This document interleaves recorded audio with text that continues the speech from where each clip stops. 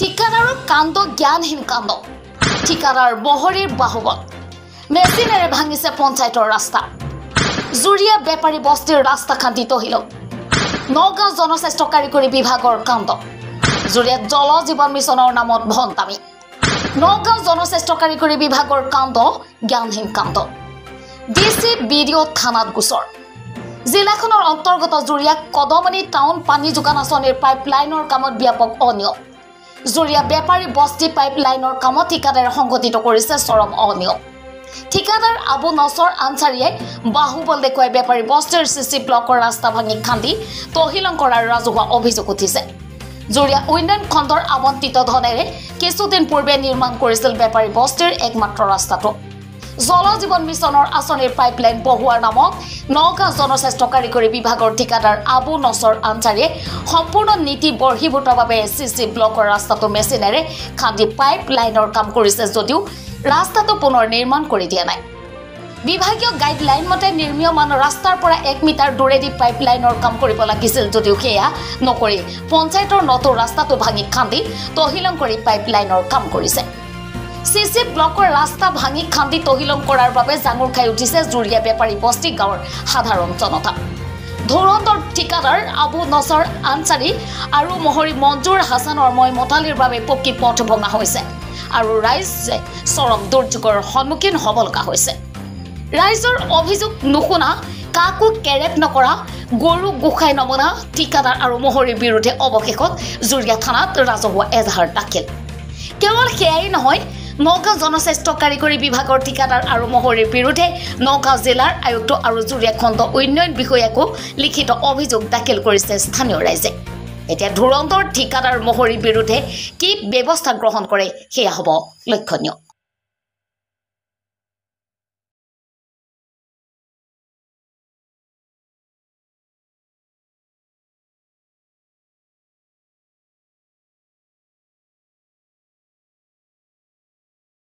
চাওক আমাৰ জুৰিয়া কদমনি টাউন জল জীৱন মিছনৰ যিখন আঁচনি এই আঁচনিখন কৰাৰ ক্ষেত্ৰত পাইপলাইন কৰাৰ ক্ষেত্ৰত আমাৰ জুৰিয়া বেপাৰী বস্তি বুলি যিখিনি আমাৰ ঠাই আছে তাতে সিসি ব্লকৰ ৰাস্তা আৰু ইটা চইলিঙৰ ৰাস্তা আছিল ব্লকৰ ৰাস্তা সেই ৰাস্তাখিনি কেনেকৈ বেয়াকৈ ভাঙি পাইপলাইন লৈ গৈছে পাইপলাইন লৈ যোৱাৰ পিছত যেতিয়া ভাঙিছে তেতিয়া পাব্লিকে কৈছে যে আপোনালোকে যে ৰাস্তা ভাঙি আছে কৈছে এইটো আপোনালোকে চিন্তা কৰিব নালাগে আমি ৰাস্তা বনাই দিম এতিয়া ইমান দিন হৈ গৈছে এতিয়া বৰষুণৰ ছিজন বৰষুণ হ'লে আপোনাৰ একাটোলৈকে পানী হয় গাড়ী যাব নোৱাৰে ৰাস্তা মানুহ অহা যোৱা কৰিব নোৱাৰে এনেকুৱা এটা অৱস্থাত আমি ঠিকাদাৰজনৰ লগত যোগাযোগ কৰিলে ঠিকাদাৰজনৰ নাম হ'ল আনসাৰী কি আনসাৰী আছিল আবুল নছৰ আনসাৰী আৰু ঠিকাদাৰৰ মহৰীটোৰ নাম হ'ল মঞ্জুৰ হাছান এই মঞ্জুৰ হাছান যে মহৰীটো এই মহৰীটো অলপ গুণ্ডা প্ৰকৃতিৰ যেনে আম মানুহে গৈ পেলাই তাক কিবা এটা ক'লে সি আৰু দাবী ধমকি দিয়ে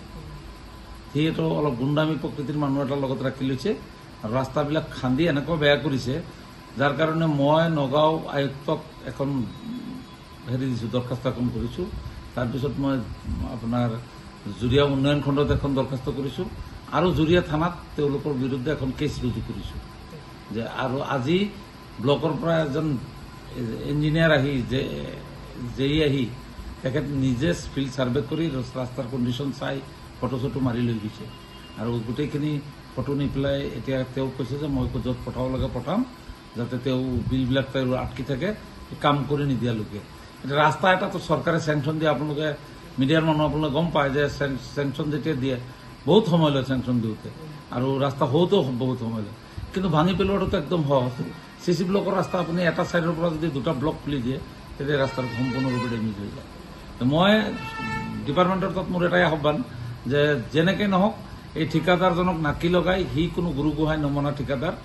তেওঁ মানে পইচাৰ ওপৰত মানে তেওঁ দম দিয়ে যাতে তেওঁ অতি সোনকালে এই ৰাস্তাখিনি ৰিপেয়াৰিং কৰি দিয়ে ৰাইজৰ একদম বহুত অসুবিধা আমি আজি এছজন গৈছিল গৈ পেলাই এই যেইজন গৈছিল তেখেত নিজে দেখা পাইছে ৰাস্তাবিলাক ভাঙি বৰবাদ কৰি দিছে কোন পঞ্চায়ত জুৰিয়া গাঁও পঞ্চায়ত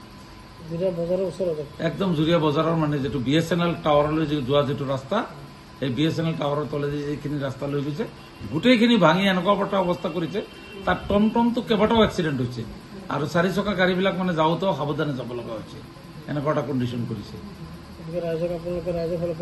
ৰাইজৰ ফালৰ পৰা আমি দাবী জনাইছোঁ যে অতি সোনকালে যাতে আমাৰ ৰাস্তাখিনি এই ঠিকাদাৰজনক মানে ধৰি পেলাই যাতে আমাৰ ৰাস্তাখিনি বনাই দিয়ে। চৰকাৰেতো বাৰে বাৰে ৰাস্তাৰ কাৰণে টকা চেংচন কৰি নিদিয়ে আৰু চৰকাৰে এবাৰ বনাই দিছে। মানিছোঁ তেওঁলোকেও চৰকাৰী কামৰ কাৰণে গৈছে, কিন্তু তেওঁলোকে যেহেতু চৰকাৰৰ গভৰ্ণমেণ্টৰ গাইডলাইন আছে এষ্টিমেটৰ মতে 1 মিটাৰ দূৰেদি নিব লাগে ৰাস্তা। য'ত গাঁত আছে মাটিৰ তল দি পাইপ লিব নোৱাৰে তাত এনেকৈ হাকুটা মাৰি পাইপ লৈ যাব লাগে, কিন্তু তেওঁলোকে ৰাস্তা খান্দি পাইপ লৈ গৈছে, যাৰ কাৰণে আমাৰ ৰাস্তাবিলাক ডেমেজ হৈ গৈছে। নিউজ এক্স ৰিপৰ্ট, প্ৰতিদিন নিউজ ভাৰত।